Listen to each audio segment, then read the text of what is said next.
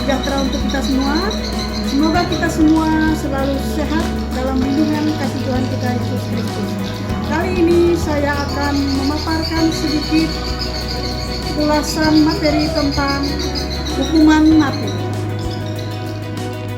Beberapa waktu yang lalu kita dikabarkan tentang salah seorang pejabat yang diputuskan oleh pengadilan dengan hukuman mati akibat kejahatan kemanusiaan yang sudah dilakukannya. Seperti apakah hukuman mati itu? Bagaimana saja prosedur pelaksanaannya? Dan bagaimana pula pandangan Gereja Katolik terhadap hukuman mati itu? Hukuman mati adalah hukuman atau vonis yang dijatuhkan negara melalui suatu pengadilan dengan cara menghilangkan nyawa kepada seseorang akibat perbuatannya.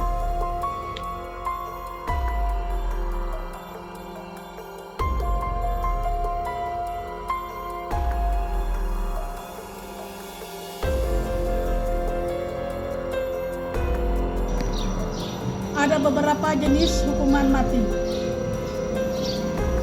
Hukuman pancung yaitu hukuman mati dengan cara memenggal kepala dengan menggunakan pedang, kapak, atau alat untuk memisahkan kepala dan badan. Kemudian hukuman gantung, yaitu pelaku dengan keadaan terikat yang kemudian akan digantung pada leher dengan seutas tali sampai pelaku itu mati. Selanjutnya, hukuman dibakar. Hukuman ini merupakan hukuman yang sangat kejam karena pelaku akan dibakar hidup-hidup sampai ia mati. Praktek ini pernah dilakukan kepada seorang yang didakwa melakukan praktek sihir. Hukuman tembak, yaitu hukuman yang diberikan dengan cara menembakkan terpidana dengan menutup matanya. Lalu peluru ditujukan ke bagian-bagian tertentu yang mematikan. Selanjutnya hukuman meminum racun dan suntik mati. Kedua memiliki konsep yang sama, yaitu memasukkan racun kepada terpidana sehingga mengakibatkan kematian. Selanjutnya hukuman sengatan listrik, yaitu hukuman dengan cara memberikan sengatan listrik kepada pelaku sampai mati. Hukuman rajam, yaitu hukuman yang diberikan dengan cara mengubur tubuh dan hanya menyiksakan kepala yang kemudian akan dilempar sampai mati. Hukuman ini masih diterapkan di daerah Arab kepada pelaku penzinahan. Bagaimana pandangan gereja terhadap hukuman mati? Hukuman mati menurut pandangan gereja terdapat 3 bagian. Yang pertama, menurut pandangan Kitab Suci Perjanjian Lama, Kitab Suci Perjanjian Baru, dan Katekismus Gereja Katolik. Pandangan Kitab Suci Perjanjian Lama tentang hukuman mati. Allah seringkali menyatakan kemurahannya ketika berhadapan dengan kesalahan yang seharusnya dianggap biasa, namun tetap dijatuhi hukuman mati. Hal ini nampak misalnya ketika Daud melakukan perzinahan dan pembunuhan berencana, namun Allah tidak menuntut nyawanya diambil. Contoh lain dapat dilihat di dalam kisah tentang Kain yang membunuh saudaranya Habel. Dalam kisah ini nampak bahwa Allah menghukum Kain yang telah membunuh saudaranya Habel, tetapi Allah tidak menjatuhkan hukuman mati atasnya. Sekali-kali tidak. Barang siapa membunuh Kain akan dibalas kepadanya 7 kali lipat. Kemudian Tuhan menaruh tanda pada Kain, supaya ia jangan dibunuh oleh siapapun yang bertemu dengan dia. Terdapat dalam Kejadian bab 4 ayat 15. Dari sini dapat dilihat bahwa nampaknya Perjanjian Lama mengajarkan tentang pelaksanaan hukuman mati sejauh menyangkut persoalan atau kesalahan yang bersifat serius dan sifatnya menyangkut kejahatan terhadap masyarakat. Hal ini misalnya menyangkut pelanggaran terhadap perjanjian dengan Tuhan yang darinya dianggap biasa mendatangkan hukuman atau kutukan bagi bangsa Israel. Maka untuk menjaga hubungan yang harmonis dengan Allah, para pelanggar ini harus dikeluarkan dari masyarakat.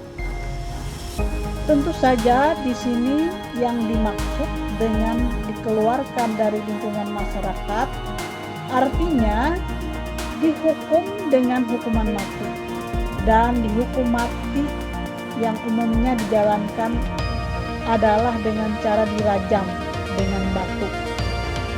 Hal ini juga berhubungan erat dengan pengertian mereka tentang penyelenggaraan Tuhan, yakni bahwa yang berkuasa atas hidup dan mati hanyalah Tuhan sendiri. Dia merupakan sumber dan pemelihara segalanya, termasuk hukuman. Oleh karena itu, yang melanggar perjanjian yang telah dibuat dengan umatnya dapat diserahkan kepada kematian oleh kuasanya dan dalam namanya. Namun di sisi lain, Tuhan adalah Maha Pengampun yang tidak serta-merta menghendaki kematian orang berdosa. Dalam konteks ini, Perjanjian Lama juga memperlihatkan secara jelas tentang Tuhan yang Maha Pengampun dan Maha Murah Hati. Ini nampak dalam sabdanya kepada Yeskiel, "Katakanlah kepada mereka, demi Aku yang hidup, demikianlah firman Tuhan Allah, Aku tidak berkenan kepada kematian orang fasik, melainkan berkenan kepada pertobatan orang fasik itu dari kelakuannya supaya ia hidup. Bertobatlah, bertobatlah dari hidupmu yang jahat itu. Apakah kamu akan mati, hai kaum Israel?" Itu terdapat dalam kitab Yeskiel bab 33 ayat yang ke-11. Pandangan kitab suci Perjanjian Baru tentang hukuman mati. Kitab suci Perjanjian Baru tidak memiliki ajaran yang spesifik tentang persoalan hukuman mati. Namun gagasan Perjanjian Lama yang menekankan prinsip mata ganti mata diubah di dalam Perjanjian Baru dengan menekankan hukum kasih dan pembebasan. Di dalam hal ini, Perjanjian Baru menghadirkan suatu hukuman baru yang merupakan sebuah penyempurnaan dari hukum lama, yakni hukum cinta kasih dengan menekankan perlunya mengasihi musuh. Hukum ini dikemukakan oleh Yesus ketika harus dihadapkan dengan kenyataan banyak kecenderungan balas dendam yang terjadi di lingkungan bangsanya. Dalam kata-kata dan tindakannya, Yesus menunjukkan kepada para murid-Nya untuk menghindari semangat balas dendam dan mengusahakan cinta kasih.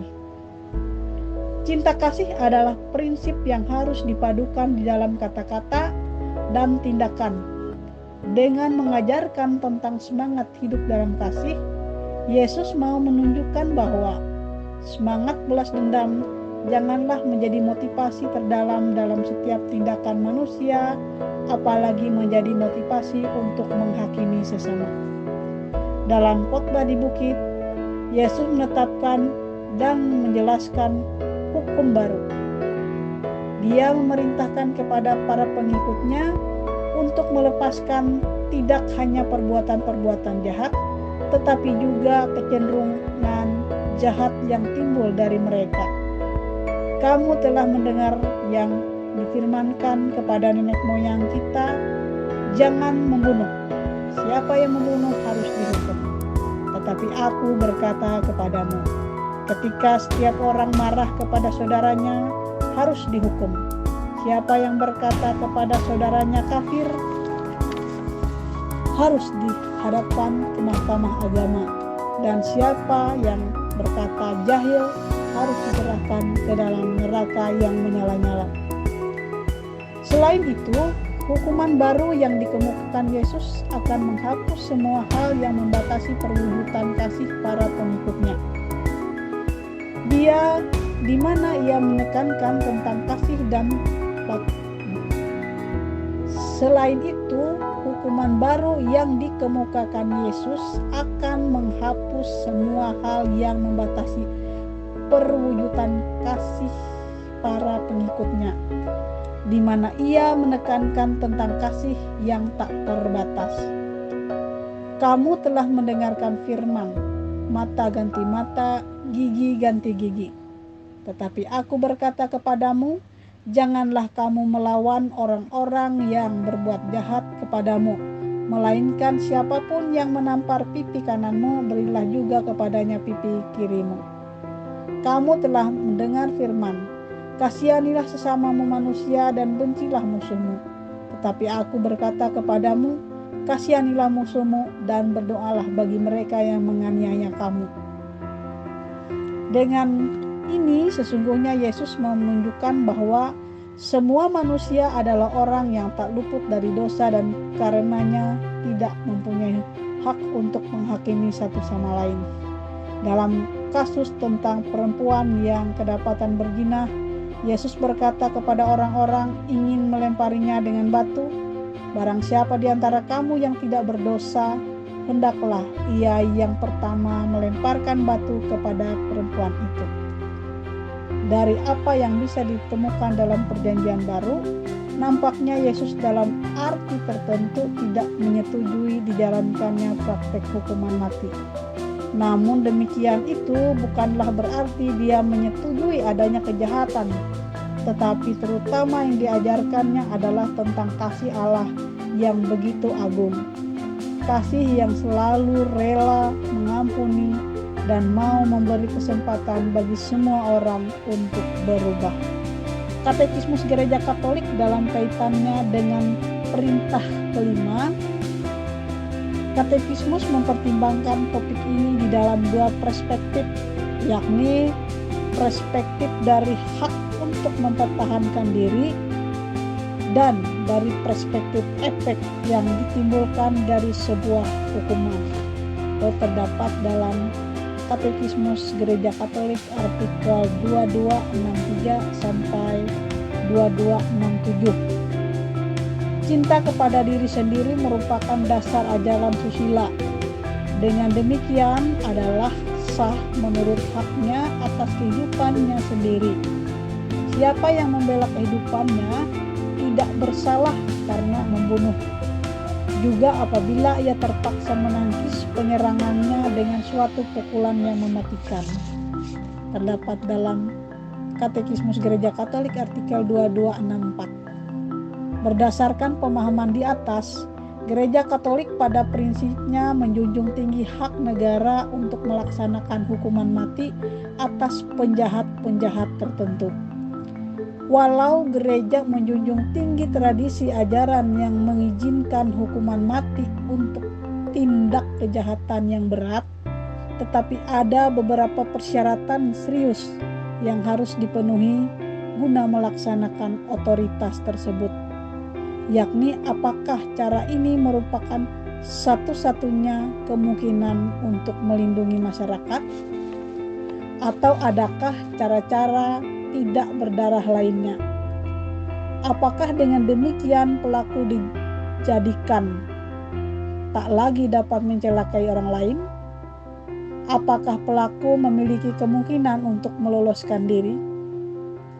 Karena itu, Katekismus juga menegaskan sejauh cara-cara tidak berdarah mencukupi untuk membela kehidupan manusia terhadap penyerang dan untuk melindungi peraturan resmi dan keamanan manusia, maka yang berwenang harus membatasi dirinya pada cara-cara ini, karena cara-cara itu lebih menjawab syarat-syarat konkret bagi kesejahteraan umum dan lebih sesuai dengan martabat manusia.